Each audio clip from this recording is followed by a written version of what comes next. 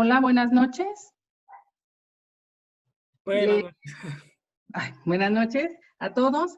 Deseando que se encuentren muy bien.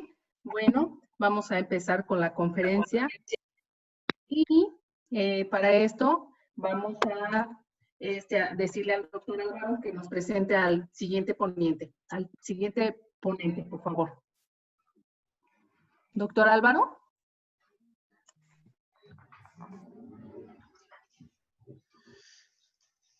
Muy buenas noches.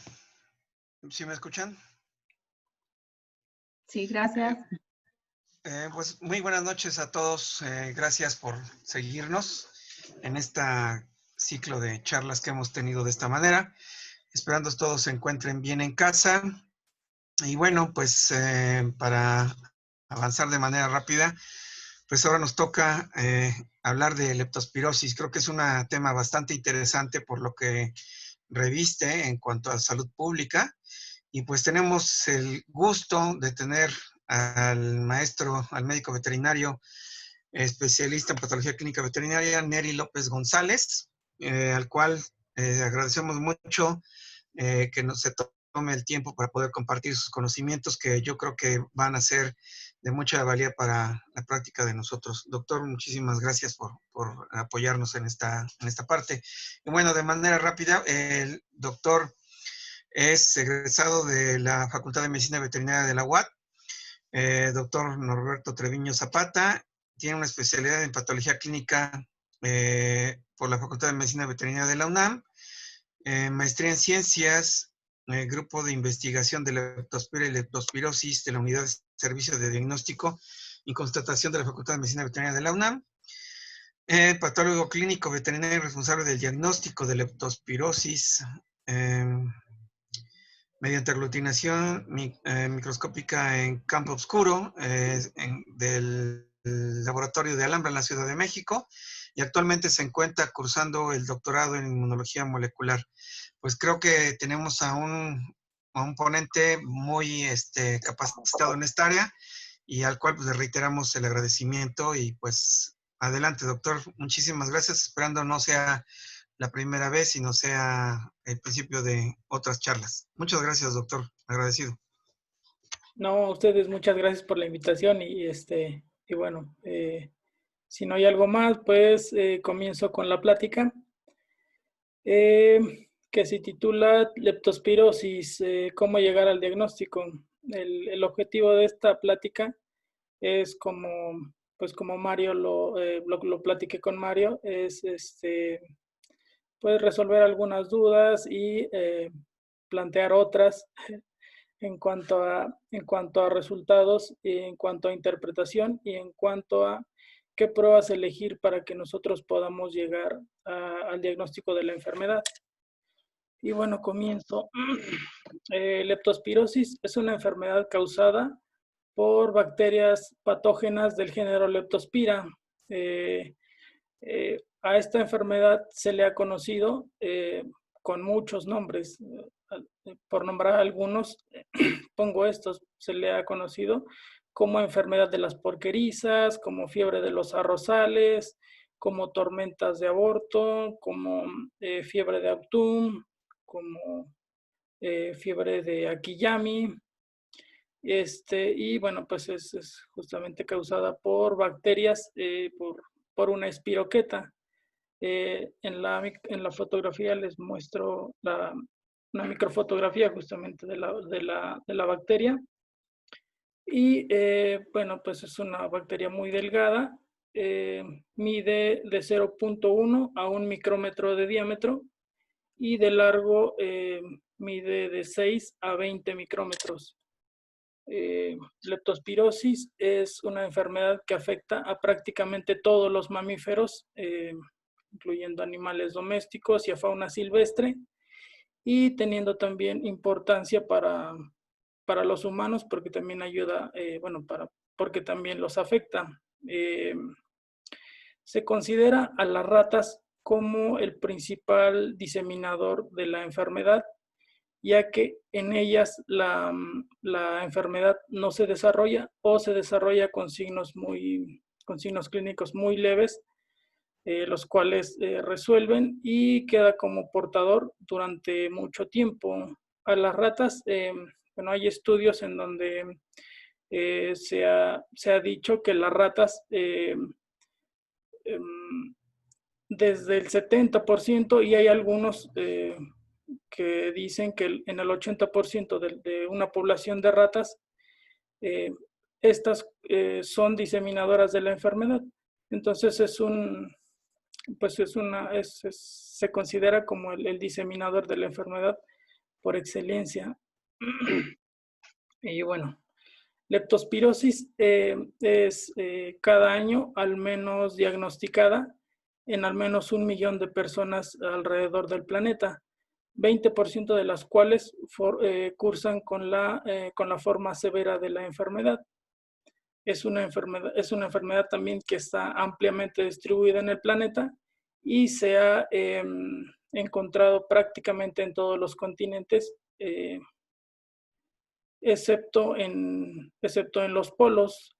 La OMS recientemente la ha clasificado como una enfermedad reemergente, es decir, con estas cuestiones de cambios climáticos, de lluvias prolongadas, la enfermedad ha presentado pues, brotes con mayor frecuencia. Otra de los aspectos fundamentales del diagnóstico es que con el incremento o la mejora de los laboratorios que hay actualmente en el país, la enfermedad se ha diagnosticado con mayor frecuencia. ¿Esto qué nos quiere decir? Que tal vez la enfermedad anteriormente tal vez haya estado presente, sin embargo no se había buscado. Entonces, justamente como decía un profesor, leptospirosis se ha encontrado prácticamente donde se ha buscado. Entonces, es una enfermedad bastante frecuente. Y bueno, los signos clínicos varían desde leves como algunos signos inespecíficos como fiebre, sufusiones conjuntivales, hasta hemorragias pulmonares, vasculitis, colestasis, y bueno, pues daño renal y en ocasiones pues conduce a la muerte. Uno de los problemas importantes de la enfermedad es que por su amplia gama de signos clínicos es frecuentemente confundida, y por eso también se dice que es subdiagnosticada. Entonces es confundida principalmente con dengue en su forma hemorrágica, con fiebre amarilla y muchas otras enfermedades, entre ellas también influenza. Bueno, como les comentaba, la enfermedad se transmite a través de la orina de animales diseminadores, la rata por excelencia, pero los animales o los individuos que están enfermos o que ni siquiera están enfermos, pero son diseminados de la enfermedad, la eliminan a través de la orina. Esta orina pues llega a tener contacto con suelos o con cuerpos de agua, los cuales infectan a otras especies susceptibles, perpetuando de esta manera la enfermedad. Leptospirosis, como le digo, se transmite a través de la orina, principalmente de animales que son diseminadores. Esta orina puede llegar a tener contacto con fuentes de agua, donde bueno, tienen contacto con los animales susceptibles y penetran a través de heridas abiertas, de piel reblandecida, y por contacto con mucosas. Se han descrito algunas otras posibles vías de contagio de la enfermedad. Sin embargo, pues aún se han quedado en eso, como en propuesta. Realmente no hay algo tan cierto. En ocasiones se ha propuesto, por ejemplo, que la bacteria puede entrar a través de picaduras de insectos, esto no está comprobado, a través de vías sexuales tampoco está totalmente comprobado. Incluso hay teorías que dicen que la bacteria puede entrar a través del aire, entonces realmente aún no es tan comprobado. Y bueno, una vez que la bacteria entra al organismo por alguna de las vías que antes mencionadas, se aloja en la sangre, en este tejido, dura aproximadamente 7 a 10 días, que es conocida como la fase leptospirémica. Y posterior a esto hay un aclaramiento por anticuerpos en la sangre y la bacteria se encuentra en tejidos, en órganos blancos que esta coloniza, principalmente hígado y riñón, aunque pueden también encontrarse en otros tejidos como meninges, como vaso, como órganos reproductivos, como como pulmones también. Y causando así la semiología según el sistema que afecte. Y los animales que están enfermos pueden ser portadores y diseminadores de la enfermedad. Los animales, una vez recuperados, pueden llegar a permanecer como portadores durante algún tiempo, incluso con el tratamiento antibiótico. Bueno, los animales que no lleguen a mejorar pueden morir. Ahora, los cambios en patología clínica que se esperan en la infección, pues constan, por ejemplo, en sangre, también son un tanto inespecíficos. Se ven algunos signos de inflamación, algunos mesurándose se alteran. Por ejemplo, podemos encontrar leucocitosis, neutrofilia, en ocasiones monocitosis, desviaciones a la izquierda. Y puede también haber, podemos encontrar problemas en la hemostasia y también es frecuente que encontremos trombocitopenia. Algunos otros cambios que son relacionados a hemoconcentración los podemos ver reflejados con eritrocitosis, hiperazotemia también. Esta última puede también estar relacionada no solo a deshidratación, sino también al daño que la bacteria causa cuando se aloja en este órgano blanco.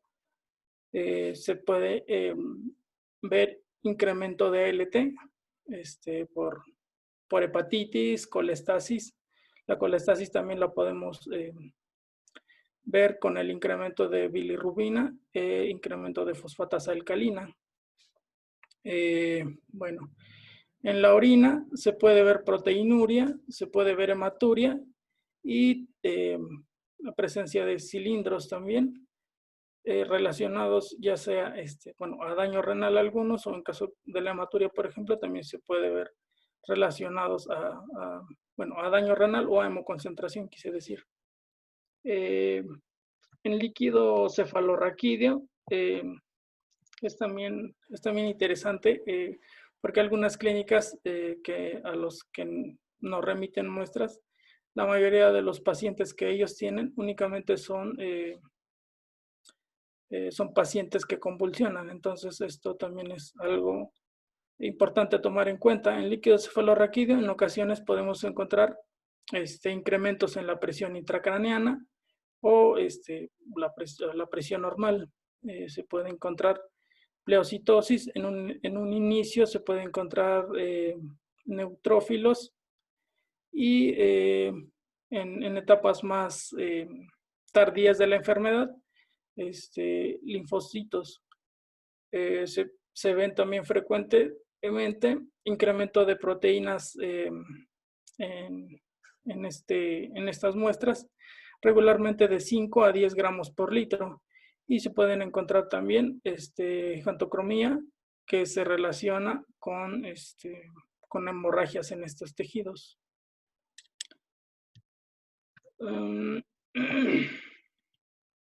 Y bueno, aquí quisiera detenerme un poco o tardarme más tal vez, porque la clasificación de leptospira es un tanto confusa hasta hoy en día para algunos médicos y bueno, incluso también para algunas personas que se dedican a esto. Entonces, leptospira se clasifica de dos maneras que no tienen que ver muchas veces una con la otra, nada que ver. Entonces, bueno, leptospira para empezar es una bacteria que tiene características de una bacteria gram negativa, es decir, tiene una membrana interna, que aquí se las muestro, tiene una membrana externa divididas por un espacio periplásmico. Este espacio periplásmico es importante porque contiene el flagelo periplásmico. En leptospira, este flagelo no sale como en otras bacterias, no es externa. Entonces, esta pues, queda en el espacio justamente y este flagelo tiene motilidad que le da la motilidad característica a leptospira. Entonces, es justamente, pues es particular por esto. Y algo muy importante que leptospira tiene es su lipopolisacárido. Este lipopolisacárido es el principal antígeno, es el más abundante en las bacterias, en estas bacterias, y sirve como base de la clasificación serológica. Entonces, según el arreglo de este lipopolisacárido, hay 260 diferentes pues arreglos de este polisacárido, dando más de 260 serovariedades diferentes, que como les repito, más bien nada tienen que ver con la clasificación genética. Esta clasificación inicial serológica de leptospira es como la más vieja, pero aún sigue siendo pues como la más útil en cuanto a diagnóstico y también en cuanto a vacunación. Entonces, bueno, esta es, como les digo, la primera clasificación, la más usual, tal vez la que da más problemas, pero sigue siendo la más útil hasta el momento. Y bueno, por otro lado, tenemos la clasificación genética. Con esto también hay algo, pues, de historia, que si ustedes, bueno, que puede generar confusión si ustedes revisan literatura vieja, bueno, sí, pues antigua, en donde puede haber, pues, confusiones, porque leptospira, al inicio de la clasificación, por ahí de los años, bueno, del inicio del siglo pasado, se clasificaba en 4 especies de leptospira patógenas. Esto fue cambiando porque, pues por la dificultad justamente no se parecían en cuanto a la respuesta inmunológica que generaban. Entonces era un problema serio, pues no sabían qué pasaba, ¿no? Entonces, con el desarrollo de la genética, se fueron incluso creciendo el número de especies clasificadas por leptospira, pero seguían teniendo bastantes problemas, hasta que por los años 50 dijeron, ya basta, esto es un problema. Entonces, clasificaron a leptospira solamente en 2 especies, una interrogans y una biflexa. Las interrogans incluían todas las patógenas y en las biflexas todas las saprófitas, es decir, pues no patógenas, ¿no? Y bueno, esto tampoco resolvía mucho el problema de las especies. Para después de los años 80, con el desarrollo de genética, de herramientas de genética, se iniciaron con secuenciaciones Y Leptospira actualmente es clasificada de esta manera en especies que son altamente patógenas, con patogenicidad intermedia, y cepas que son, bueno, serovariedades que son saprófitas. Tenemos, por ejemplo, hasta ahorita conocidas 7 saprófitas, tenemos 6 de patogenicidad intermedia y tenemos 9 especies altamente patógenas. Como les comento aquí, tenemos que ser muy cuidadosos porque si nos damos cuenta justamente para estas especies son muy pocas las especies que son conocidas justamente y son muchas serovariedades. Cuando yo les decía que había más de 260 serovariedades, esto es pues mucho más que ese número. Entonces, el problema que, bueno, no el problema, sino la, la cosa que hay ahorita, por ejemplo, es que algunas especies de Leptospira comparten una misma serovariedad. Es decir, bueno, por ejemplo, no sé, Jarjo, hay un Jarjo con en una especie por Petersiani, y hay otra, y hay otro Jarjo de la especie Interrogans. Sin embargo, tienen la misma serovariedad. Entonces es un tanto confuso en este sentido. Y bueno, esta es otra de de las de los esquemas que justamente me di a la tarea de hacer. Y aquí también quiero que quede como muy claro lo que les intento mostrar. Leptospira, eh, Leptospira se presenta en estos tejidos en estos tiempos, es decir, en sangre se puede ver desde la semana 1 hasta mediados tal vez de la semana 2. Después de esto hay un aclaramiento por anticuerpos y en sangre después de este periodo de tiempo ya no se encuentra en este tejido. Sin embargo, la leptospira, al tener un mecanismo muy eficiente para evadir la respuesta inflamatoria, se, se aloja después de este periodo de tiempo en órganos blancos, principalmente el riñón e hígado, aunque como les digo, puede alojarse en otros órganos. Sin embargo, en la orina, nosotros podemos verla desde principios, bueno, más bien desde finales de la semana 1, durante semanas, meses, años, e incluso puede quedar como portador, pues en ocasiones para toda la vida. Entonces, lo que pasa con los anticuerpos es algo, bueno, es una cosa diferente, es una cinética diferente.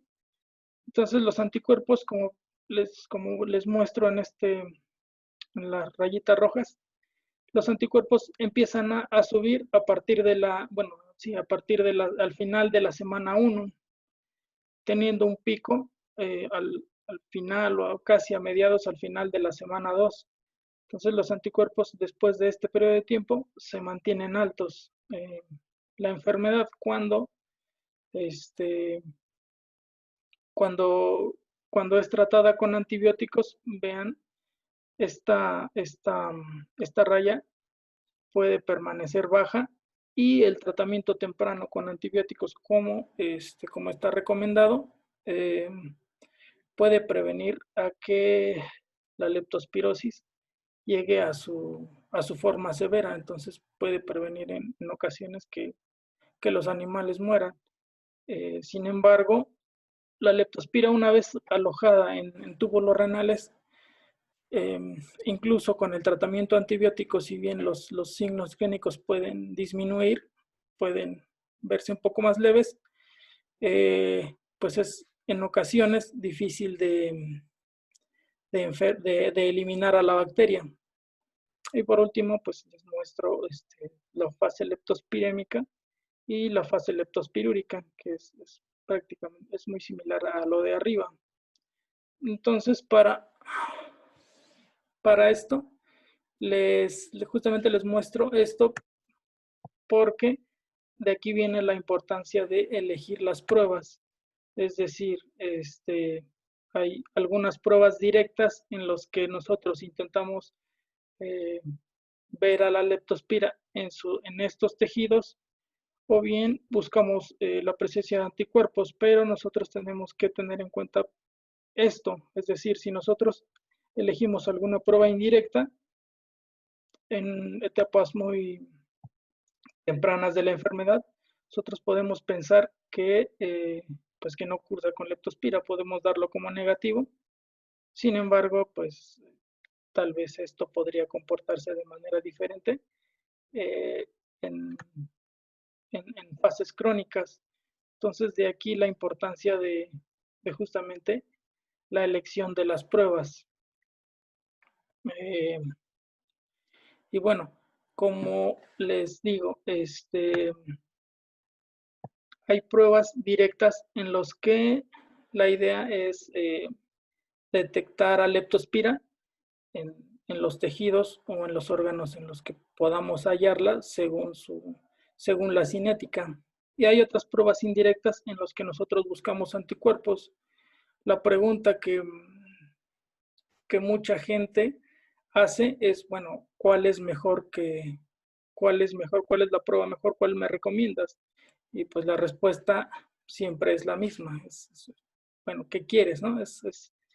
¿Qué quieres? Y bueno, aquí al rato diapositivas posteriores les voy a mostrar entonces, qué es lo que debemos tomar en cuenta para nosotros elegir una prueba pues que nos vaya a servir, y también cómo leerla, ¿no? Entonces, en las directas está la PCR, la histopatología, el aislamiento, la búsqueda en campo oscuro, y en las indirectas pues están las aglutinaciones microscópicas en campo oscuro, algunos la conocen como MAT por sus siglas en inglés, y pues las ELISAs. De estas, las que tienen utilidad práctica clínica, pues únicamente son 3. Dentro de las pruebas directas, pues está la PCR, que tiene una alta sensibilidad y especificidad.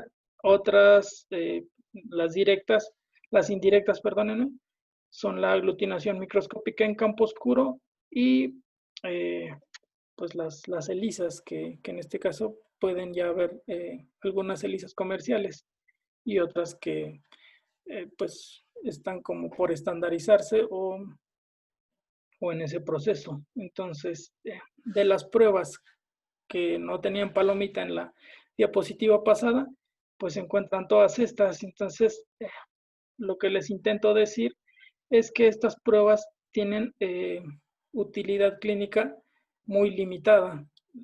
Y en esta diapositiva quiero mencionarles las razones. Entonces, la identificación del microorganismo en campo oscuro, en la actualidad, bueno, se sabe que ya no tiene pues prácticamente utilidad diagnóstica por 2 razones muy importantes, y las cuales prácticamente se descalifica esta prueba como útil.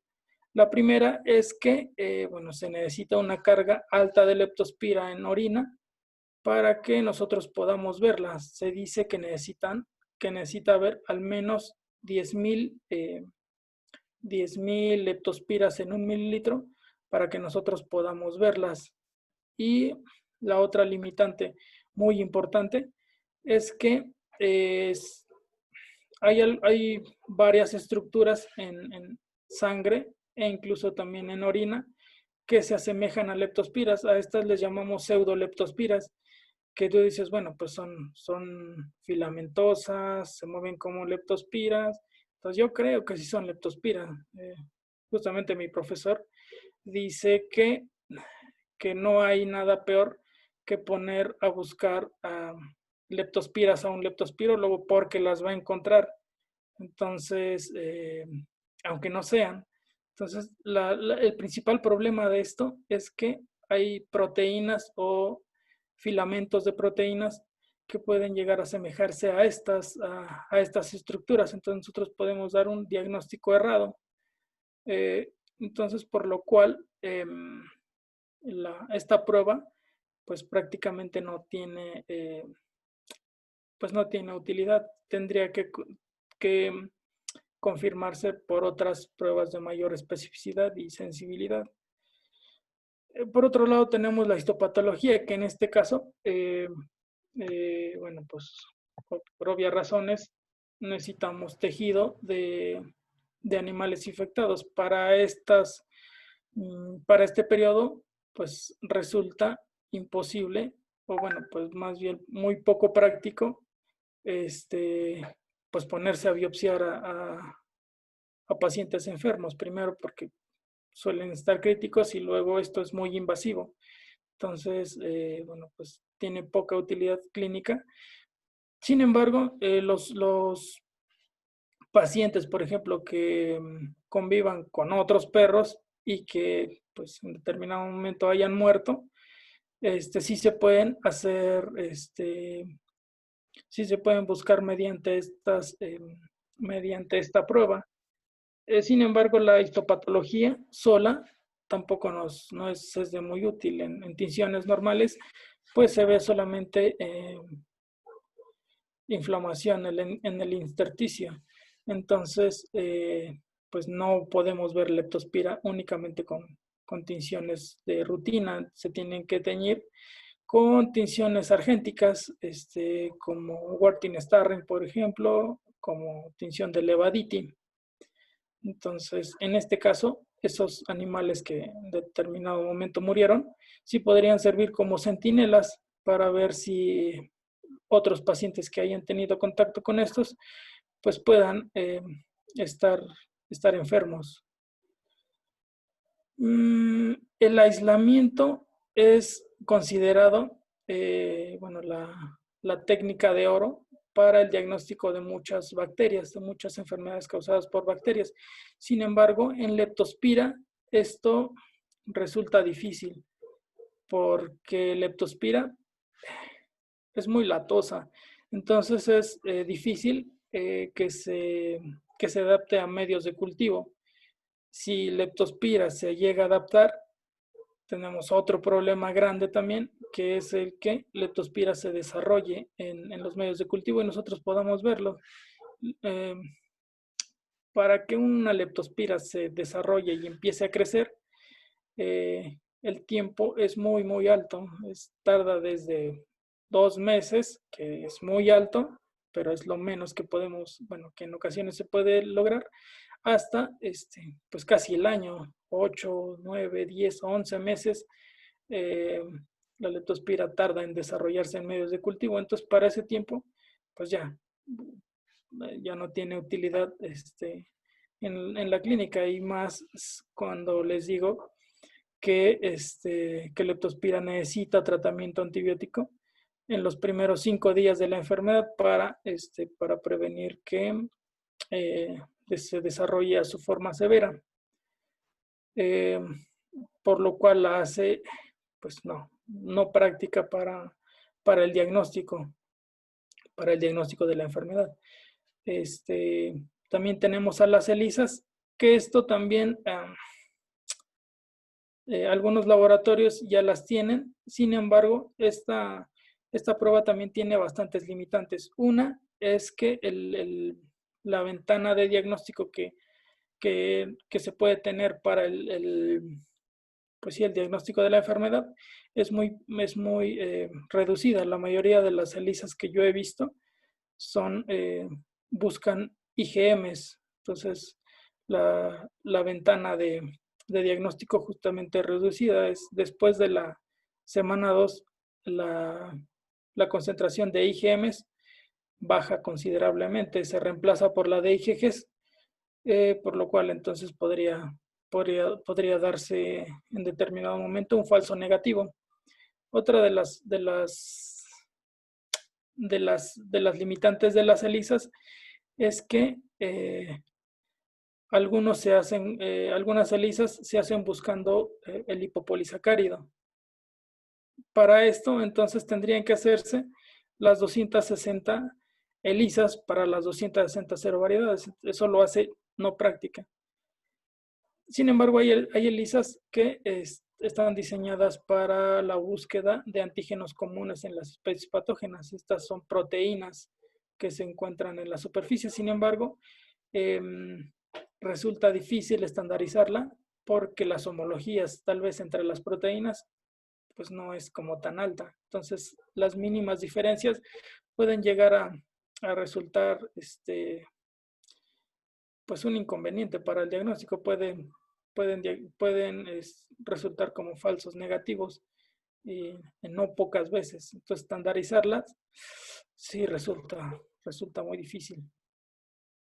Ahora, bueno, para el caso de la PCR que ya está disponible, que ya es un poco menos costosa, sigue siendo costosa.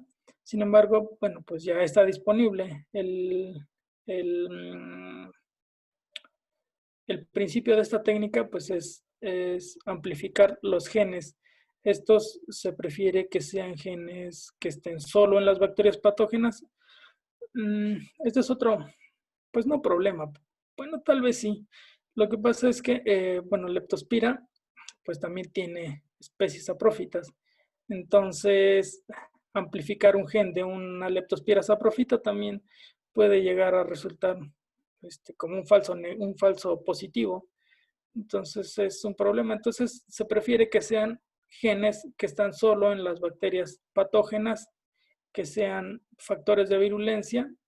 En Leptospira tampoco se han caracterizado muchos factores de virulencia y otros pues también que sean constitutivos. Aquí como una especie de tamiz que se puede hacer es hacer una PCR primero de genes constitutivos y si se amplifica dice, bueno, tiene lepto, entonces vamos a ver si es virulenta o no. Entonces se corren otros genes. Esa es una como metodología en la que se puede ahorrar dinero. Sin embargo, también se pueden hacer otras metodologías, haciendo, por ejemplo, PCRs múltiplex.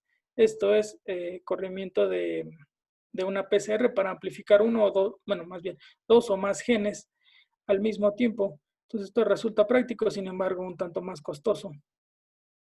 Pero bueno, es una prueba que ya está al alcance.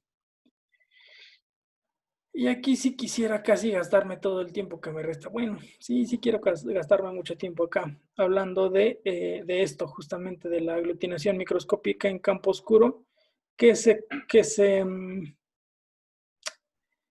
considera la prueba estándar de oro para la enfermedad. Para esto se hacen diluciones doble seriadas de suero y en placas de microtitulación de 96 pozos. Para esto primero se hace la dilución y después se enfrenta al antígeno, se deja incubar por 30 grados centígrados, más o menos 28 o 30 grados centígrados, que es a la temperatura que Leptospira se desarrolla mejor. Las leptospiras patógenas, las leptospiras saprófitas desarrollan a menos temperatura, pero bueno, este es el de leptospiras patógenas por 1 a 2 horas. Después, transcurrido este tiempo, se hacen una lectura con un microscopio de campo oscuro. En animales, las titulaciones comienzan a partir de 1 en 50. ¿Por qué? Porque justamente se prefiere por la vacunación, que en estos es habitual que se haga, no así en los humanos. En los humanos las titulaciones suelen iniciarse con titulaciones más bajas, 1 en 40 tal vez, en ocasiones 1 en 20, entonces en ocasiones hasta 1 en 10, pero bueno, esa es como la única diferencia. Sin embargo, la metodología para esta prueba en humanos, tanto en humanos como en animales, es la misma. Esto quiere decir que pues, podemos en determinado momento hacer pues el diagnóstico en humanos, ¿no? Y esto es como Esto es como, como una leptospira CB, más bien como una aglutinación de leptospira CB en un microscopio de campo oscuro. Para esto se toma como punto de corte o como, sí, como punto de corte que más de la mitad de leptospiras que nosotros pongamos en nuestra dilución se aglutinen. Y se toma como el título más alto la aglutinación, la última aglutinación. Si después de esa dilución las aglutinaciones desaparecen, quiere decir que ya no hay más anticuerpos o que ya no son suficientes para aglutinar, y ahí se detiene la lectura y bueno, se reportan esos títulos. En nuestro laboratorio contamos actualmente con 16 serovariedades, con la finalidad de cubrir a la mayoría de serogrupos. Entonces, y esto también pensado según la situación epidemiológica, los estudios en cuanto a serología que se han hecho. Entonces, los títulos que se han encontrado son, más bien las serovariedades que se han encontrado, nosotros procuramos incluirlas en nuestra batería de diagnóstico. Bueno, y esta es otra diapositiva también como crucial en la plática, en donde les muestro pues ahora sí qué factores o bueno, qué aspectos se deben de tomar para hacer una interpretación de nuestros estudios de aglutinación microscópica, o bien qué es lo que debemos de tomar en cuenta para en determinado momento pues elegir hacer esta prueba, ¿no? Lo que se debe tomar en cuenta en la mayoría de lo posible es que sepamos el tiempo de infección para nosotros esperar títulos pues altos, o no esperar los altos y después hacer un muestreo pareado. Otro de las cosas a considerar es si los pacientes han sido vacunados o no. También se debe de tomar en cuenta en la mayoría de lo posible que el conocimiento de la situación epidemiológica de la enfermedad. Si se desea muestrear un hato, se prefiere que sea más del 10% para que sea representativo de la enfermedad. Algo también muy importante de esto es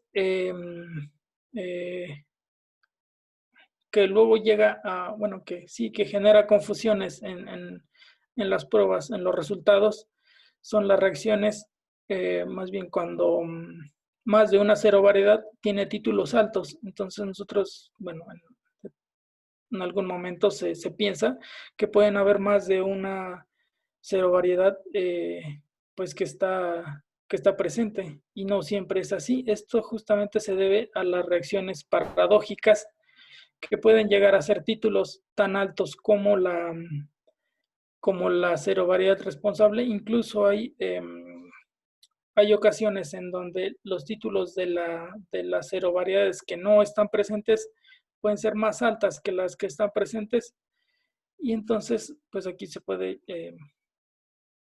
para el diagnóstico de positivo o negativo no tendría problema, pero sí para saber qué serovariedad es la que está infectando. Entonces, esos fenómenos se dan al inicio de la enfermedad y pues son bastante frecuentes. Esto se debe a que la presencia de inmunoglobulinas de tipo M pues no son un tanto menos específicas, ya que es un pentámero que se une a lipopolisacáridos y demás estructuras y pueden llegar a interferir en la prueba. Entonces, los títulos altos en más de una serovariedades pues son esperadas sobre todo al inicio de la enfermedad. Otro de los fenómenos que también cuando cuando empecé a hacer aglutinaciones o, bueno, serologías, es este fenómeno de prozona, que, bueno, consta del incremento o de la cantidad de anticuerpos tan incrementada, de tal manera que en las aglutinaciones, bueno, más bien en las diluciones, sí, en las diluciones bajas no hay aglutinaciones, es decir, los anticuerpos interfieren con ellos mismos y no permiten pues aglutinar a las leptospiras. Entonces, en diluciones bajas, lo que esperamos normalmente es ver aglutinaciones, pero esto no ocurre en fenómenos de prozona. Entonces, para evitar esto, bueno, pues yo me di cuenta que este fenómeno realmente no es tan raro. Entonces, bueno, para la metodología de lepto, lo que se hacen en la mayoría de los laboratorios es un tamiz. Entonces, inician, como les digo, en 1 en 50, es decir, en 1 en 50 se corren todas las serovariedades y después las que resultan aglutinaciones, esas se titulan, es decir, se hacen diluciones más altas. Sin embargo, este fenómeno de prozona puede llegar a estar presente y nosotros podemos dar negativos donde realmente no son negativos. Entonces, para esto, yo desarrollamos un tamiz que sea de diluciones cortas para evitar este fenómeno justamente. Entonces, nuestro tamiz consta de diluciones de 1 en 50, 100 y 200, y hasta ahí paramos. En caso de que las aglutinaciones, por ejemplo, salen negativo en 50, empiezan a salir positivos 1 en 100 en adelante, entonces continuamos con con las diluciones. Se titula más alto y pues ya se emite ese resultado. Pero bueno, las prozonas realmente no son tan, tan raras como yo pensaba. Ahora, se debe tomar en cuenta para la interpretación de resultados, pues los factores de riesgo, las actividades que los pacientes hagan, el entorno en el que viven también es muy importante para interpretar los resultados. Los signos clínicos y factores de riesgo juntos ya también nos dicen bastante. Entonces, lo debemos tomar muy en cuenta para, para interpretar nuestros resultados. Entonces, el primer aspecto es, bueno, si tenemos títulos de más de 1 en 400 o 1 en 400 en áreas endémicas, 1 en 400 es mucho. Si además no están vacunados, entonces este resultado se toma como positivo. Hay literatura donde hay también diferentes consideraciones para estos puntos de corte. Sin embargo, pues la Organización Mundial de la Salud ha recomendado esto. En áreas no endémicas, pues los títulos tan bajos como 1 en 100 ya se consideran como positivos. Sin embargo, esto también resulta, bueno, al rato, si hay tiempo, les comento la razón de esto, pero bueno. Y como les comentaba también, en ocasiones los pacientes, bueno, podemos llegar a tomar muestras en pacientes que tengan leptospiremia y que no haya seroconversión, es decir, no haya títulos tan elevados que nos hagan pensar en leptospirosis. Entonces, lo que se recomienda en estos casos es hacer muestreos pareados, es decir, una muestra primero y posteriormente, 2 semanas después, un segundo muestreo y se comparan el incremento en el título de 4 veces los títulos basales, se toman también como positivos. Bueno, en cuanto al tratamiento, aquí no quiero tardarme tanto. En cuanto al tratamiento, bueno, leptospira es sensible a muchos antibióticos, entre ellos pues, penicilina, streptomicina, por ejemplo, ampicilina, amoxicilina, tetraciclinas, tulatromicina, cefalosporinas de tercera generación. Y como les comentaba, leptospira es el tratamiento temprano antibiótico puede llegar a prevenir la enfermedad severa. Aquí les muestro un cuadro y ese también quisiera que pues sí, que lo vieran como con detenimiento, en donde les muestro las ventajas y desventajas de las pruebas diagnósticas. Iniciamos con las pruebas las pruebas indirectas. En este caso tenemos la aglutinación en látex y esta de flujo lateral, las ELISAs. Todas estas, como podrán ver acá, se necesitan confirmaciones por aglutinaciones en campo oscuro, por ser la prueba justamente estándar de oro para el diagnóstico de la enfermedad.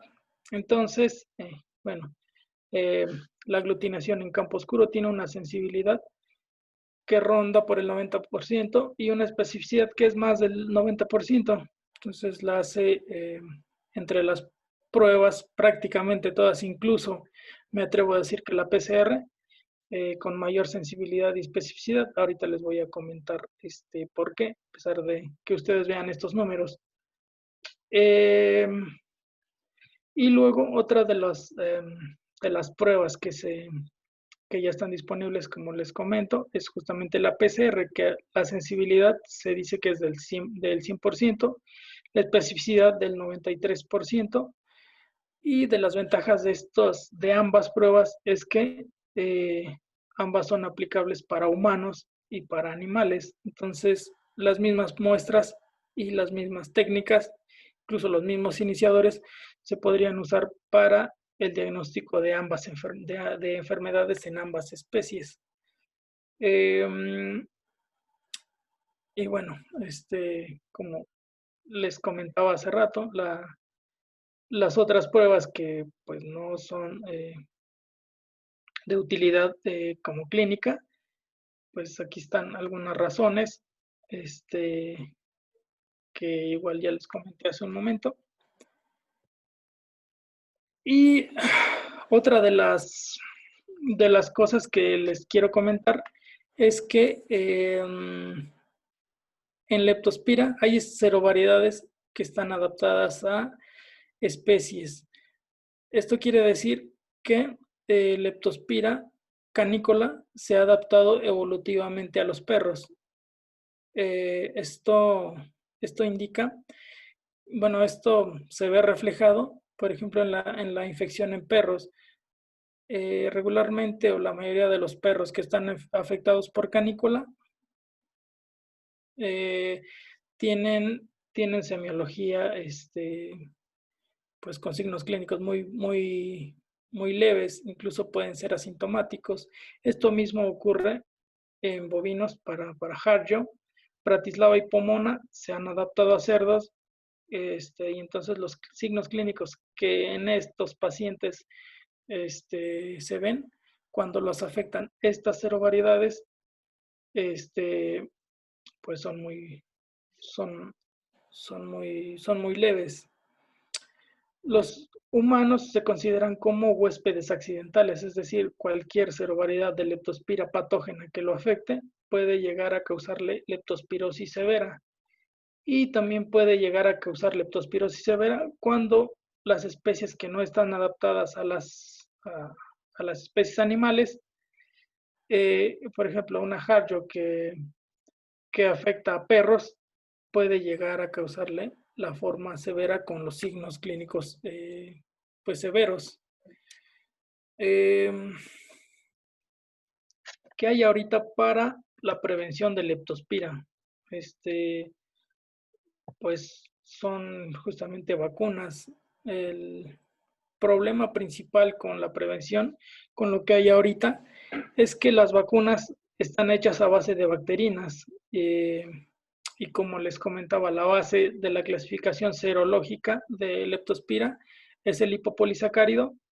Entonces, pues cada serovariedad es distinta. Entonces, con esto quiero decir que todas las vacunas que se hacen con una cepa de canícula protege contra su cepa homóloga, es decir, protege contra la enfermedad de Leptospira, serovariedad canícula, pero deja desprotegido al resto de las serovariedades. Entonces eso es una limitante muy, muy importante porque hacer una vacuna contra todas las serovariedades patógenas resulta pues práctico, bueno, impráctico y pues muy costoso y aparte pues no real, pues. Entonces, algunos laboratorios han optado por hacer vacunas con bacterinas con muchas serovariedades. Hay laboratorios que incluyen 11 serovariedades en sus vacunas, hay laboratorios que incluyen 8 y otras con 5. Para perros hay algunas que incluyen 2, canícula íctero particularmente, y hay otros que incluyen 4 serovariedades. Entonces, la limitante principal de las vacunas es justamente esa, que protegen contra algunas serovariedades, pero no contra el resto. Entonces, eso es un problema. Lo que hay ahorita, la perspectiva en cuanto a pues en cuanto a la enfermedad, es muy importante conocer la situación epidemiológica. Tal vez no hay la suficiente, el estudio serológico en diferentes regiones para nosotros elegir uno o qué prueba realizar o otro, pues con qué vacunar. Entonces eso es de suma importancia y debería de hacerse, creo que con más frecuencia. Otra de las cosas es es con los aislados locales, es decir, se debería de intentar aislar leptospiras de animales que hayan estado enfermos, y eso es muy importante por dos cosas que les acabo de comentar justamente. La ventaja de los aislados locales es que pues si esa serovariedad está presente en la región, pues esa misma se podría utilizar como una cepa para diagnosticar e incluirla en la batería de diagnósticos. Debe de caracterizarse por serología y por métodos moleculares y después pues incluirse tal vez. Y otra de las ventajas que tienen los aislados locales es que se pueden hacer en determinados momentos pues vacunas contra esas serovariedades. Lo que hay ahorita es prácticamente en el planeta la carrera por una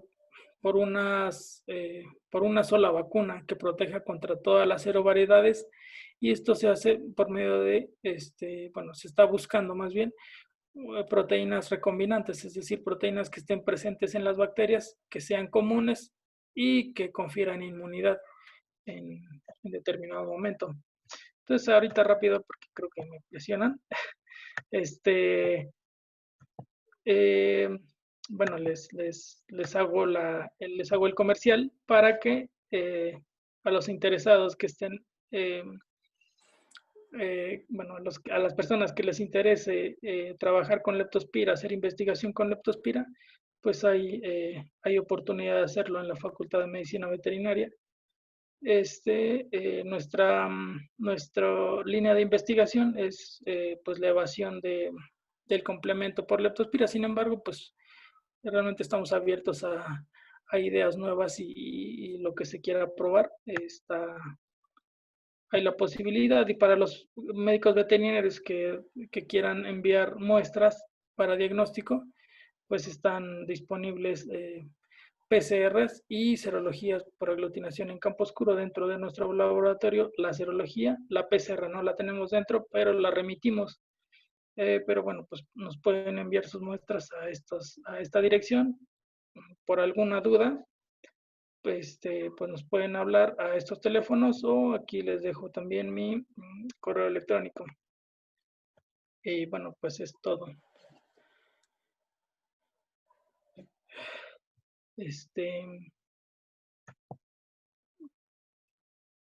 Ay, ¿qué hice? Espera. Muchas gracias, Doc. ¿Va a continuar con la sesión de los casos? Sí, yo creo que sí. Empezamos de una vez. Sí, si quiere dejamos la sesión de preguntas para la parte final, ¿te parece? Ok. Listo. Entonces empezamos con los casos clínicos. Realmente tenemos poco tiempo para esto. Entonces, bueno, la dinámica que sugería Mario es que, bueno, pues les muestro una fotografía y, bueno, si tienen tienen algunas opiniones, las vamos leyendo, ¿les parece? A ver, déjame ver el chat. Ay, Perfecto, Doc. si alguien que quiera participar en esto.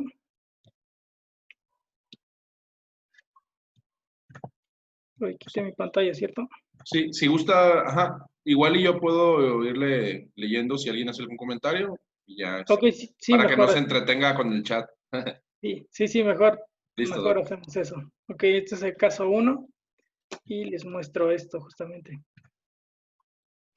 Este es Bonzo, justamente es un perro que nos remiten de la ciudad de Puebla.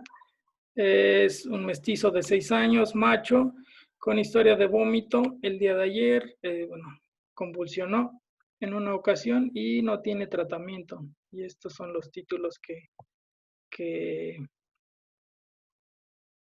nosotros reportamos. Realmente no es tan difícil de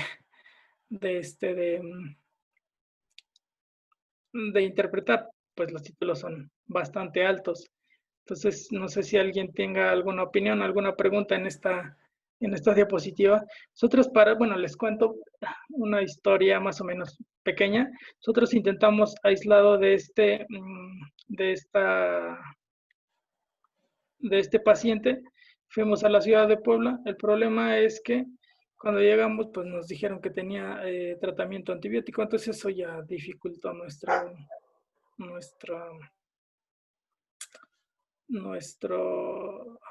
idea de intentar aislarlo. Pero bueno, pues sí, le seguimos dando seguimiento y creo que no es tan difícil, ¿no? Es como fácil, pero no sé si alguien tenga alguna duda, algún comentario. ¿Alguien que desea hacer algún comentario al respecto de esas titulaciones?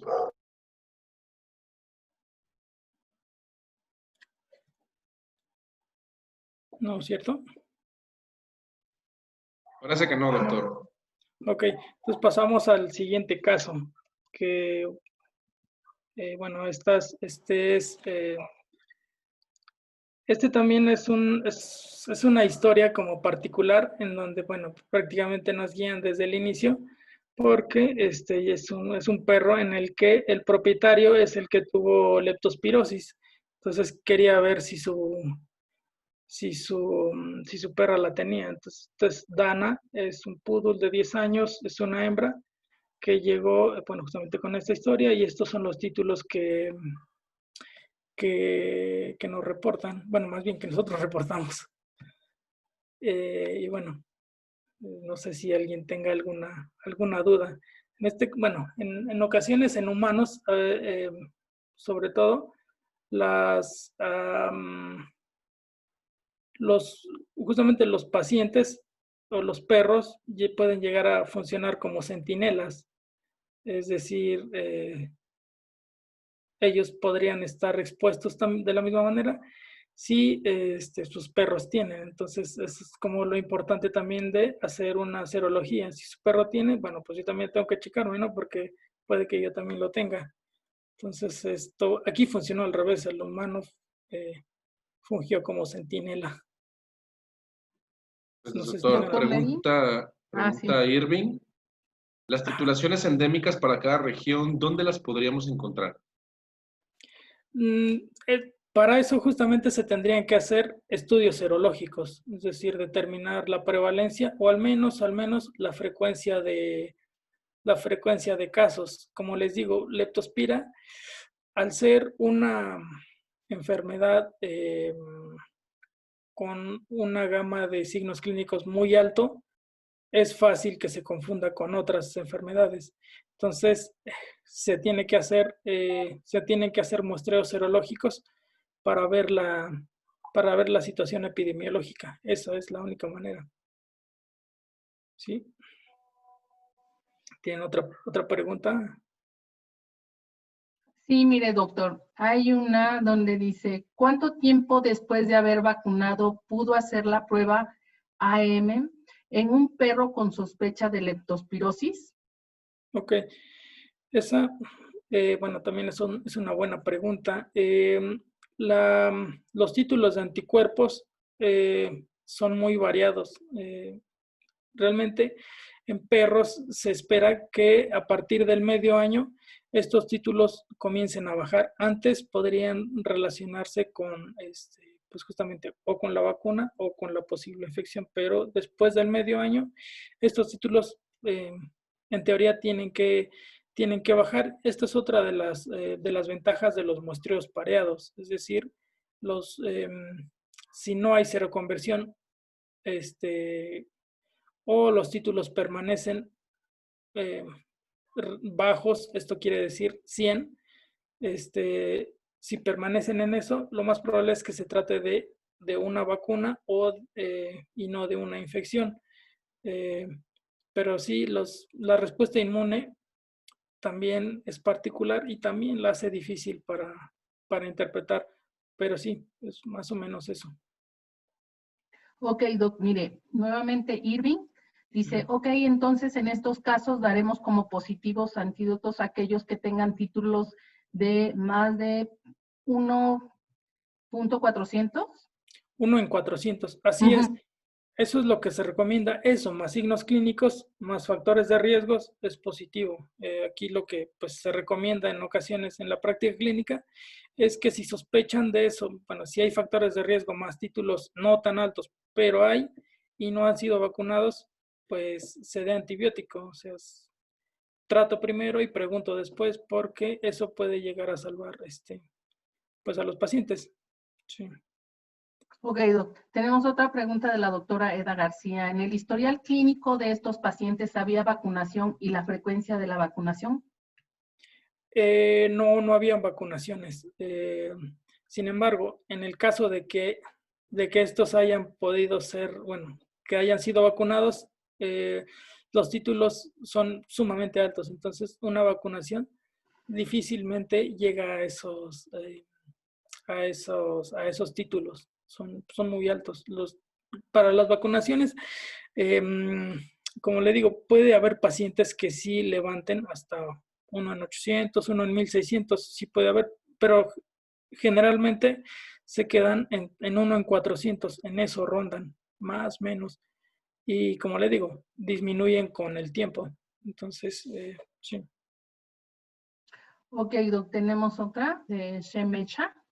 ¿La Ciudad de México se considera endémica? Segunda pregunta. Es decir, ¿en Ciudad de México se da como positivo de 1 a 100 o 1 a 400? Esa también es otra buena pregunta. Lo que pasa es que se consideran áreas endémicas cuando hay factores de riesgo. El principal, pues como al inicio de la plática, les comentaba, si hay ratas, eso es un factor de riesgo a tomar en cuenta. Entonces, difícilmente hay áreas donde no hayan estas,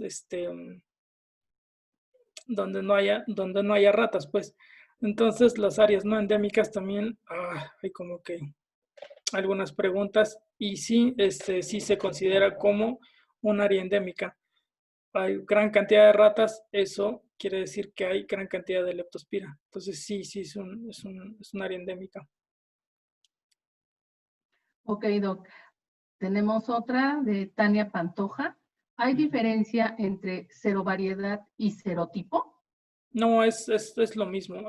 Donde hay diferencia tal vez, o bueno, donde hay más cantidad de cepas que son comunes a serovariedades, y después estas serovariedades son comunes a algunos serogrupos. Entonces, es decir, como que se van cerrando.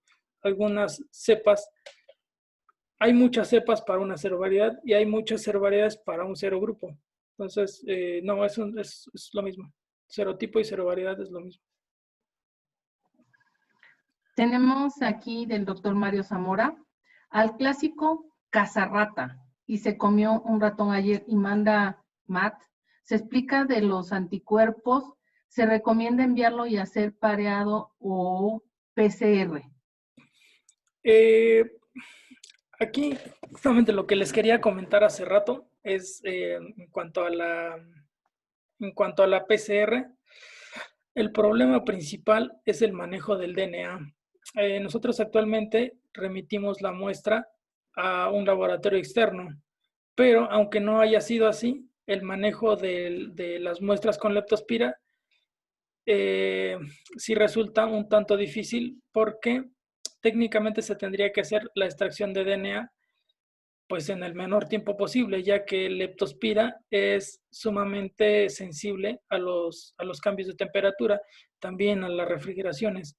Entonces, las muestras que regularmente se mandan refrigeradas para conservar pues la integridad de las células en algunas muestras, por ejemplo, para hematología o para bioquímica sanguínea, el lepto, pues realmente no es así. Y aunque se recomienda que se mande refrigerados, en la práctica y en mi experiencia, me puedo atrever a decir que los cambios de temperatura sí afectan mucho a la bacteria y con esto también a la PCR. En cuanto a la orina, bueno, en cuanto a los perros cazadores, sí se recomienda que se hagan muestreos rutinarios para lepto, y no justamente no porque sean cazadores, sino porque hay factores de riesgo, es decir, hay ratas. El problema no es que un perro se haya mordido una rata, el problema es que hay ratas que puedan estar orinando el entorno. Entonces, Claro. ese es el problema. Sí. Tenemos de Irina Cat. ¿Qué ciudades en México podrían no ser endémicas? Justamente necesitan hacerse, como le digo, muestreos serológicos. Hay algunos datos en humanos que pueden llegar a ser, que pueden llegar a dar como un indicio. Sin embargo, el problema, como también les comenté al inicio de la plática, es que probablemente leptospira es subdiagnosticada y realmente no se busca tanto. Entonces, tal vez buscarla y hacer muestreos serológicos podrían arrojarnos datos como ciertos de esto, pero no es claro, realmente no es claro. Lo que sí ayuda es que en áreas, por ejemplo, cálidas, la bacteria puede llegar a sobrevivir en el medio ambiente. Esto también pues es importante y lo hace como que un poco más endémica. Sin embargo, como les digo, si hay ratas, seguramente hay lepto. Entonces, sí. Ok, Sí. Doc, tenemos a Inspirón. ¿Sabe usted si los perros de las praderas son reservorios de la leptospira que afecta a los bovinos? ¿Perro de la pradera es roedor? Realmente pues realmente no se ha buscado, supongo yo. Entonces no hay como datos concretos en eso. Pero como les digo, si se busca, es posible que se encuentre. Sí. Ok, Doc. Tenemos otra. Desde su punto de vista, ¿qué vacuna el laboratorio nos recomienda? Pregunta la doctora Eda García. Realmente en cuanto a laboratorios, pues cualquier laboratorio podría, pues tiene como la misma confiabilidad. Realmente están hechas a base de lo mismo, la metodología es muy similar, si no es que igual en cuanto a en cuanto a la elaboración de las vacunas, es decir, se matan mediante métodos químicos con fórmula en algunas veces y bueno, después se agrega el adyuvante y realmente la eficiencia es muy similar entre laboratorios. La recomendación es vacunar. Ok, doc. Ana Cecilia Guevara Mata, ¿recomienda alguna literatura o autores en particular para consultar las titulaciones endémicas en México? Realmente no hay en México como estudios en donde haya de bien a bien conocidos eh, reportes de estudios serológicos. Hay un grupo de investigación en el centro médico de una doctora que se dedica a leishmania, sin embargo tiene alumnos que hicieron algún trabajo y hay algunos otros que se dedican a hacer muestreos, bueno, no se dedican, se dedicaron o hicieron muestreos serológicos de leptospira en bovinos. Eso puede ayudar en un momento dado, pero pues sí, pues hay que como buscar artículos relacionados con eso. De Gabriela Reyes, buenas noches. Una pregunta con respecto a tratamiento.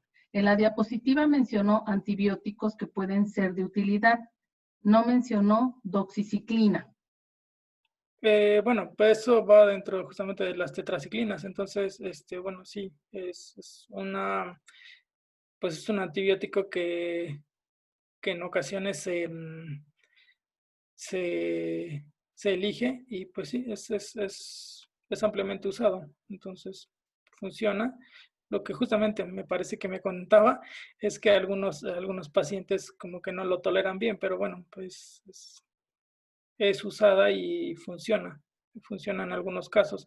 En algunos casos, como también les comentaba, hay algunos pacientes que cuando alojan a la bacteria en túbulos renales, así los bañen en antibióticos, realmente en algunos casos no va a desaparecer la enfermedad y va a permanecer como diseminador durante mucho tiempo, incluso pues toda la vida.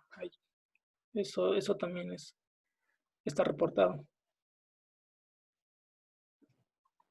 Ok, doc, si quiere continuar con los casos, ya terminamos Sí. ahorita esta Sí, parte claro. de las preguntas. Claro. Bueno, les muestro otro caso. Este es un poodle de 10 años. Este es el seguimiento justamente de Dana. Es el paciente en el que el propietario es el que tuvo leptospira de inicio. Entonces, en los estudios de laboratorio, como al inicio bueno, no al inicio, sino entre las diapositivas les muestro, hay, las alteraciones suelen no ser tampoco como muy indicativas, patognomónicas, por ejemplo, cambios relacionados con lepto. Entonces, pues aquí, por ejemplo, solamente se ve deshidratación, se ve eritrocitosis relativa. También se ve una hipoglucemia, tal vez por la eritrocitosis, se ve hiperazotemia, incremento de LT, y bueno, otros analitos que se relacionan con hemoconcentración. Y bueno, realmente no hay tampoco como cambios que sean como característicos, excepto estas. Y estos están dados justamente por los órganos blancos para los que es leptospira. En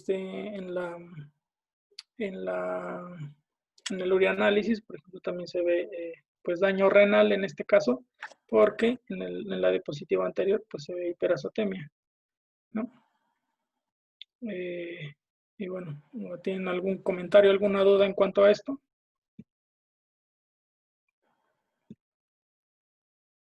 Tenemos una pregunta de Gaby.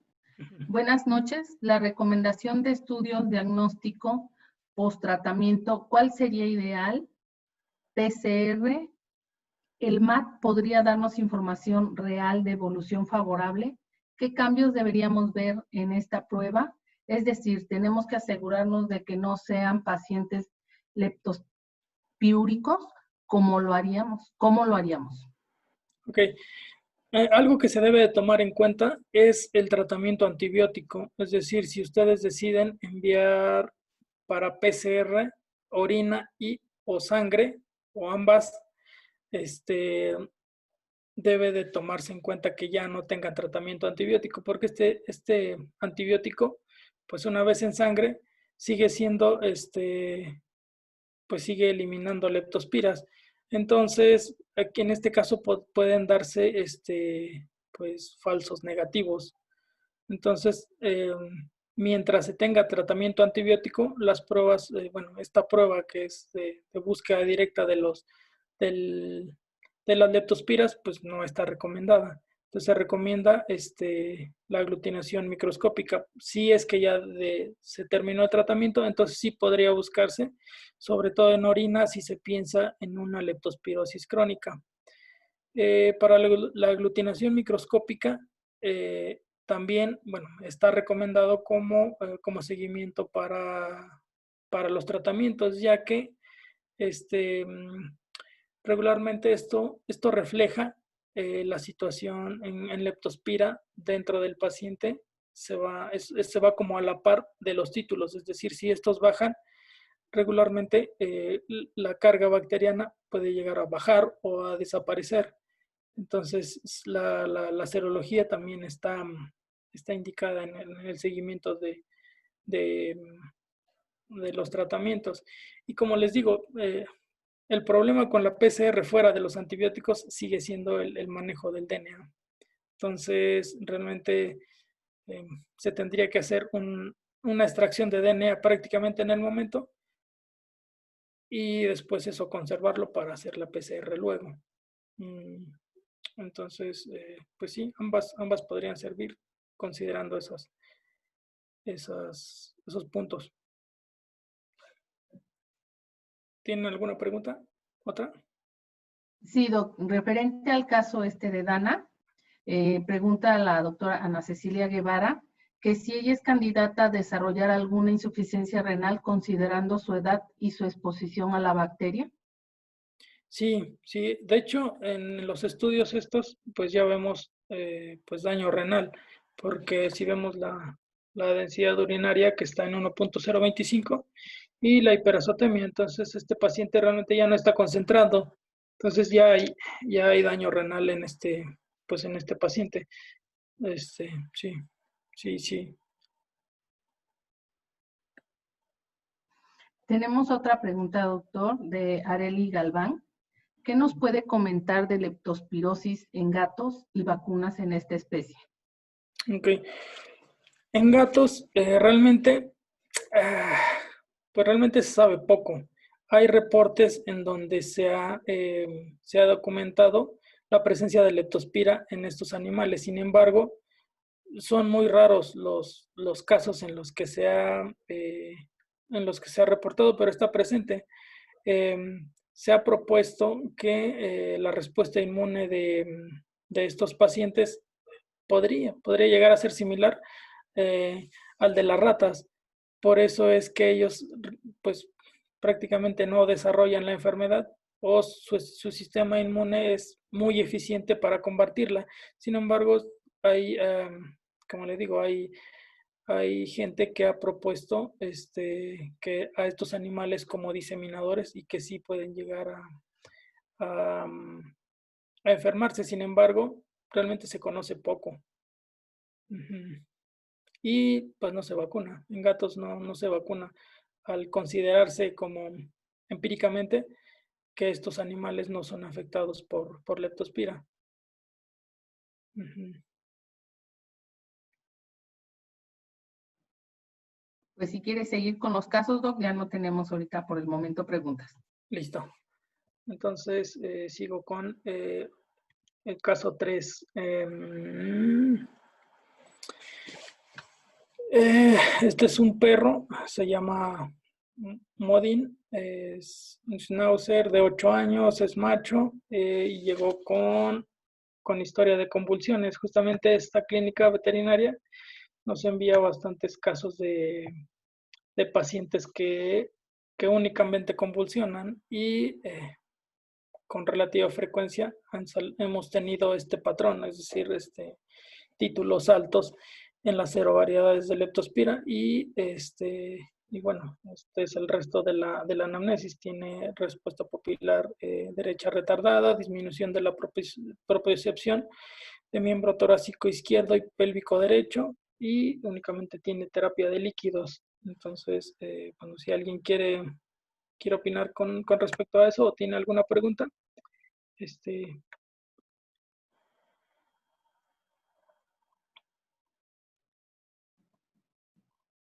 ¿no?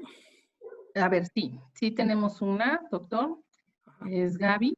Justo este caso, Dana, bueno, ya pasó lo de Dana, pero a ver, justo este caso, Dana concluyó tratamiento y los títulos continúan altos.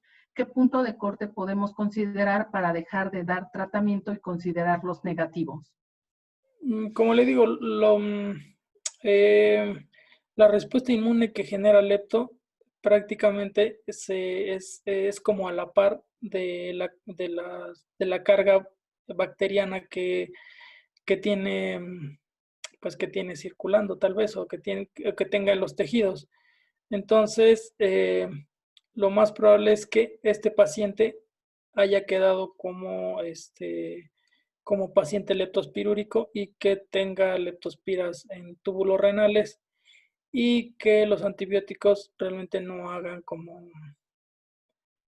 tanto efecto. Entonces, este paciente continúa muy probablemente como diseminador y como enfermo. Sí. ¿Tienen otra pregunta? ¿Alguien más tiene otra pregunta? Continúe, Doc. ¿No es cierto? Bueno, entonces, bueno, ya pues es un caso donde se interpreta justamente con los títulos de canícola de 1 en 800 como, como un paciente positivo a leptospirosis. Ahí yo, bueno, les muestro el otro caso de Brandon. Es un cobrador dorado de 5 años, vomitó el día de ayer, convulsionó en una ocasión, otra vez este patrón, bueno, este signo clínico. Y bueno, estos son los títulos que emitimos, dando otra vez canícola como la serovariedad probablemente responsable de esto. Lo que también es importante hacer notar es que los títulos al inicio de la enfermedad leptospira generalmente desarrolla o genera anticuerpos que pueden llegar a cruzar con otras serovariedades. Estos pues son reacciones cruzadas y esto se da sobre todo al inicio de las infecciones. Entonces, posteriormente, en etapas crónicas de la enfermedad, este patrón, bueno, llega solamente a incrementar en la serovariedad responsable, es decir, las IgM son más específicas contra el lipopolisacárido y entonces únicamente persiste la serovariedad responsable. Pueden haber títulos un tanto más bajos de otras serovariedades, pero pues ya son como justamente eso, como reacciones cruzadas.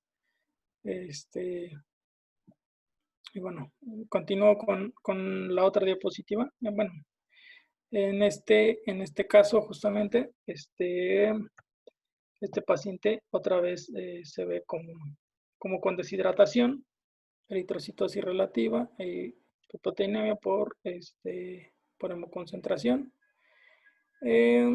Y otra vez se ve hiperazotemia y es pues prácticamente lo único como relevante que se ve.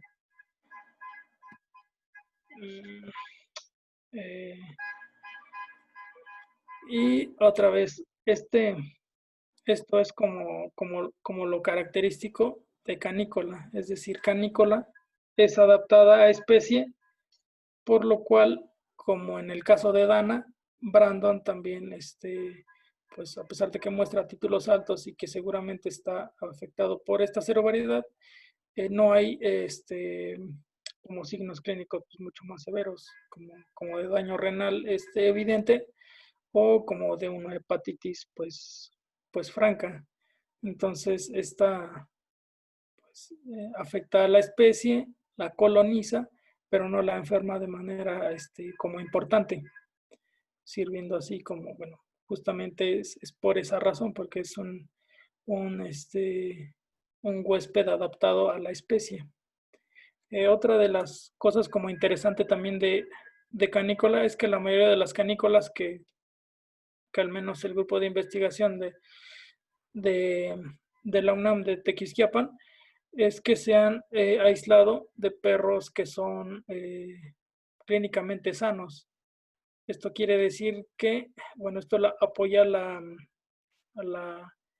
al punto donde les digo que leptospira efectivamente es una enfermedad subdiagnosticada y que realmente no se busca tanto como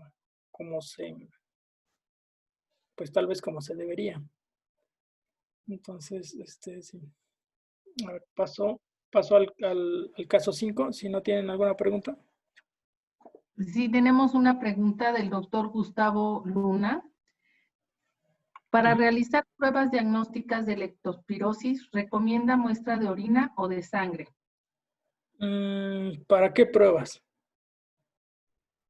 Lo que pasa es que, bueno, se pueden, para la PCR, nosotros debemos de tomar en cuenta, pues como el tiempo en el que está cursando la infección, si es posible, si no.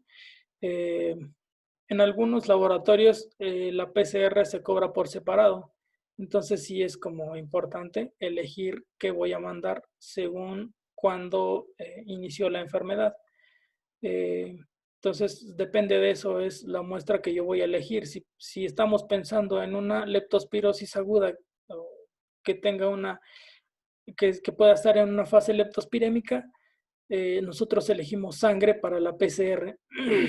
Si nosotros vemos, bueno, hay pacientes que estuvieron enfermos antes, en fin, si hay indicios de que la enfermedad pueda llegar a ser crónica, nosotros elegimos pues una aglutinación microscópica. Para esto necesitamos suero o bien necesitamos orina para hacer la PCR a partir de la orina. Entonces, por eso justamente es importante tener idea del curso de la enfermedad y esto, sobre todo apoyados por la anamnesis. Ajá. Ok, doc. Tenemos una del doctor Mario Zamora. Ajá. Si el PCR, sangre y orina, lo hicieran en el laboratorio y se procesa en pocas horas, ¿sería siempre la ideal? ¿O qué experiencia tiene en una misma muestra que hicieron MAT y PCR? Justamente de los problemas principales es ese justamente en cuanto a que realmente no siempre hay como relación o no hay siempre relación en cuanto a serologías y PCRs. Le puedo decir que hemos tenido mucho más éxito en las serologías por justamente pues, la preservación y el manejo de la muestra que es pues menos sensible, bueno, menos engorrosa y pues sufre menos cambios. Entonces, pues para empezar, las correlaciones sí no son como tan buenas como deberían. Si se piensa en hacer PCR, lo ideal sí sería hacer como la extracción de DNA prácticamente en el momento. Si no en el momento, particularmente, diría que no sería bueno refrigerar la muestra, pero si no se refrigera la muestra, también en las muestras de sangre pues hay DNAs endógenas pues de leucocitos y entonces puede llegar a afectar a la muestra. Entonces es difícil la conservación de la muestra. Entonces, idealmente sí se tendría que hacer una extracción de DNA y eso sí ya se podría congelar. Y el DNA es más estable que tener a la leptospira ahí viva y como que pues muriéndose. Sí, tendríamos más éxito, sí, creo.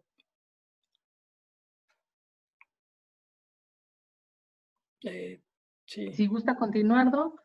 sí, bueno.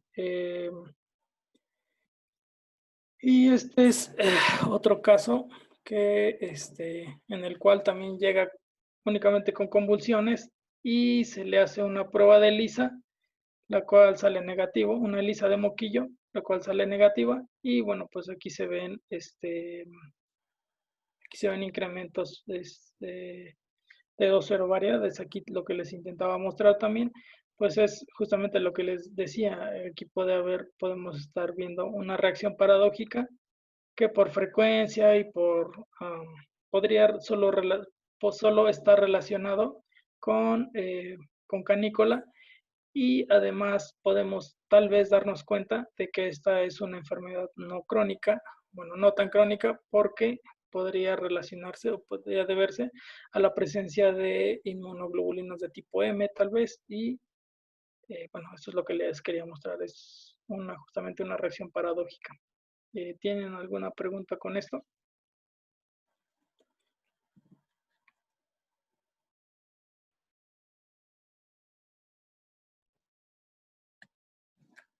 Bueno, No, pues Doc, no tenemos ya preguntas. me parece que Eh, es la última diapositiva, entonces ya si quieren continuar con preguntas que no estén relacionadas con los casos clínicos, también estaría bien.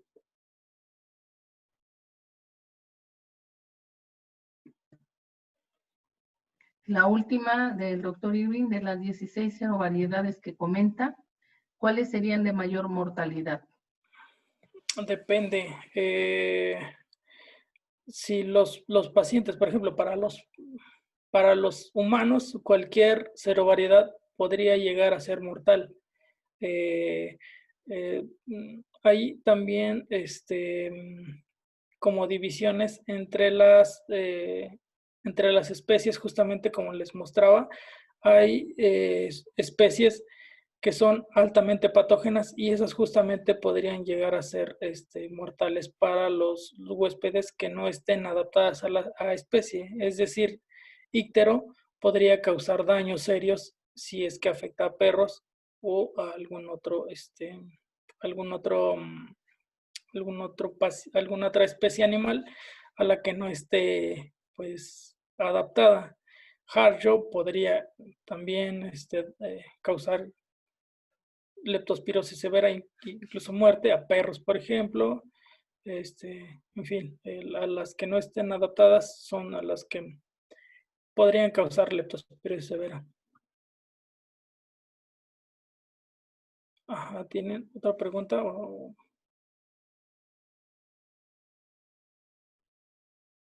¿Tenemos tiempo para otra pregunta o se las dejamos al doctor? Como me digan, no sé. Sí, vamos a hacer la última pregunta.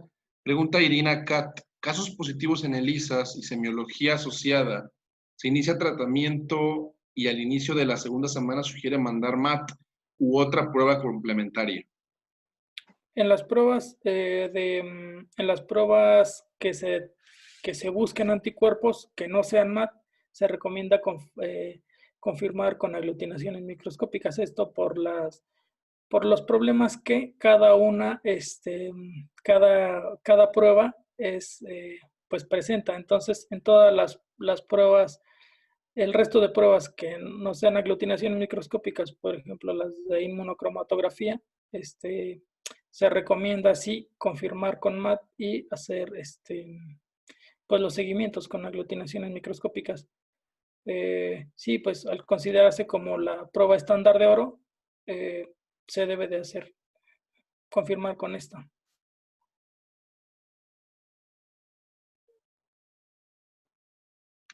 Listo, doctor, muchas gracias. Pues yo creo que damos por finalizada la sesión de preguntas. Le pasamos el micrófono al doctor Álvaro Oidor. Pues muchísimas gracias, doctor Neri. La verdad es que pues es un tema muy interesante y bueno, y además, digo, en este pequeño lapso de tiempo, pues no se puede abarcar tanto, ¿no? Pero sin embargo, pues creo que nunca va a dejar de ser interesante, sobre todo por la cuestión que platicábamos al inicio. Es un tema de mucha importancia para la salud pública, ¿no? Y además es un tema, pues, que realmente a muchos nos toca en la práctica diaria estar lidiando con esto y a veces no es tan sencillo, ¿no? Con los pacientes, con estos daños que a veces ya traen o las secuelas que deja. Y pues, realmente siempre es un reto, ¿no? Tanto para la parte clínica, llevar a cabo tratamientos con estos pacientes, ¿no? Pues agradeciendo, doctor, nuevamente, muchísimas gracias por su apoyo, por el tiempo que tuvo para poder compartir sus experiencias y como le decía yo al principio, le reitero la invitación para que nos siga acompañando en alguna próxima plática, alguna otra charla. Agradezco también al equipo que hace posible todo esto, a toda la parte que tiene que ver con la logística. Pues muchas gracias y a todos los que nos siguen en estas charlas, pues también cuídense mucho. Espero que les haya servido y sirva de provecho. Pues muy buena noche a todos. Muchísimas gracias. Gracias, doctor. No, gracias a ustedes por la invitación. Saludos. Gracias y buenas noches a todos. Buenas noches, gracias. Doctor, nos comentan si puede poner las diapositivas de sus contactos, por favor. Claro. ¿Qué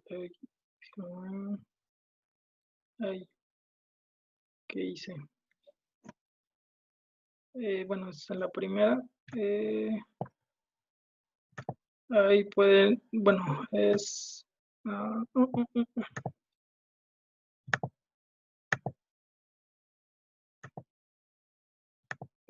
es esta. Sí, es esta. Bueno, pues aquí están los teléfonos y le digo, en caso de que no quisieran, bueno, que necesitaran enviar muestras, esto es a donde pueden enviarlo, pueden hacerlo. Y también si están interesados, reitero la invitación para, pues para que trabajen con nosotros en investigación con lepto. Está la invitación abierta. Gracias, Doc. Por último, menciona el doctor Mario Zamora. Recomendaciones para el manejo de los médicos clínicos con pacientes con leptospirosis, ya para finalizar.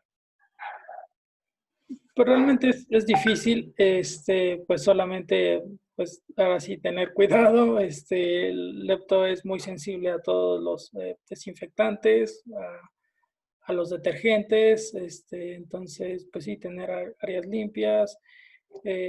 Si sospechan, por ejemplo, de que pudieran haber estado contagiados con lepto, pues sí, inmediatamente, pues ahora sí, tal vez probar, bueno, no probar, sino tratarse con antibióticos. Es como les digo, trátense primero y preguntan después, porque puede llegar a ser serio.